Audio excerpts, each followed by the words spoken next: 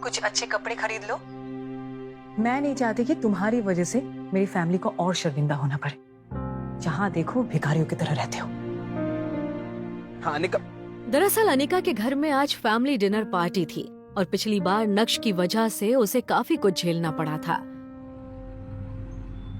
Golden park society. Golden park society Surat ही की नहीं बल्कि गुजरात की सबसे लग्जूरियस सोसाइटीज में से एक थी। दरअसल यही वो जगह थी जहां मिस्टर भानुशाली ने आज उसकी एक सीक्रेट मीटिंग फिक्स की थी। लेकिन नक्श किससे मिलने जा रहा है इस बात की उसको कोई जानकारी नहीं थी। लेकिन जब नक्श लॉबी में पहुंचा तो वहां रूम के अंदर आदमी को देखकर उसका गुस्सा उबलने लगा और नक्श बिना वहां रुके वहां से निकल गया। नक्श वहां से निकल ही रहा था कि तभी उसे एक मैसेज आया। दरअसल आज अनिका की फैमिली गैदरिंग अटेंड करने से पहले नक्श को अपनी हाई स्कूल रियूनियन में जाना था।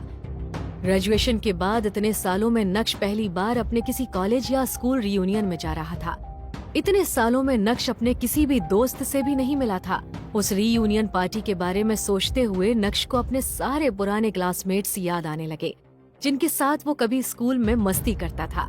आज नक्श उन सब से फिर मिलने वाला था और ये सोच कर ही नक्श एक्साइटेड हो रहा था। नक्श इन ख्यालों के साथ अभी आगे बढ़ ही रहा था कि तभी उसे अचानक कुछ याद आया और उसने मन ही मन कहा, शिट, अगर शिवानी भी वहाँ हुई तो? दरअसल शिवानी वो लड़की थी जिसे नक्श स्कूल के दिनों में पसंद करता था। अनिका के मन में ये चल रहा था कि आखिर नक्श की वजह से उसे और कितना बेइज्जत होना पड़ेगा। यही सब सोचते हुए अनिका की नजर अपने पापा के फोटो पर पड़ी। मैं आपकी सबसे प्यारी बेटी थी पापा। मुझे ऐसा लगता था कि आप जो भी पसंद करोगे ना बहुत सोच समझ कर करोगे। इसलिए मैंने कभी भी किसी लड़के के साथ रिलेशनशिप में नहीं आई और ना ही आपके सामने मेरी शादी की कोई भी शर्त रखी। पर आपने क्या किया पापा, एक गधे से मुझे बांध दिया।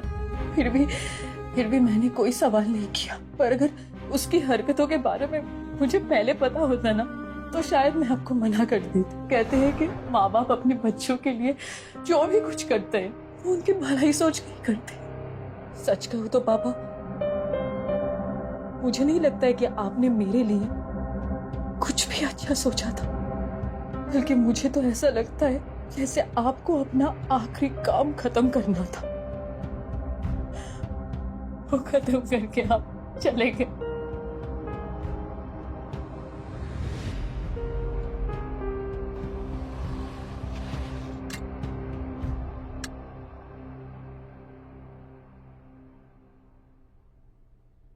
फटीचर कहाँ गुस्सा चला रहा है?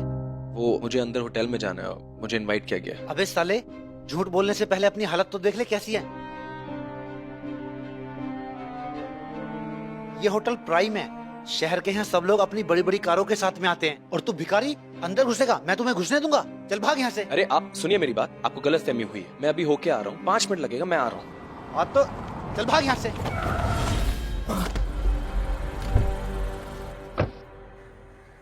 ये सब क्या हो रहा है? वो भी होटल के गेट पे। पता नहीं ऐसा करने से होटल की रेपुटेशन कितनी खराब होती है।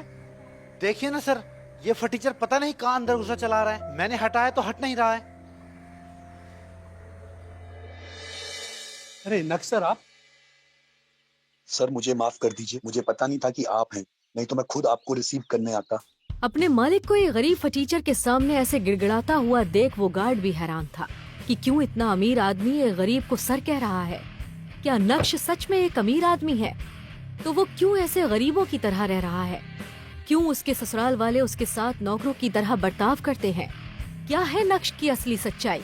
जानने के लिए सुनिए पॉकेट एफएम की ये पूरी कहानी, इंस्टा एम्पायर, जिसे हिंदुस्तान में सबसे ज्यादा सुना जा रहा है। पूरी कहानी सुनने के लिए अभी नीचे दिए गए इंस्टॉल बटन पर क्लिक करें और पॉकेट एफएम डाउनलोड करें।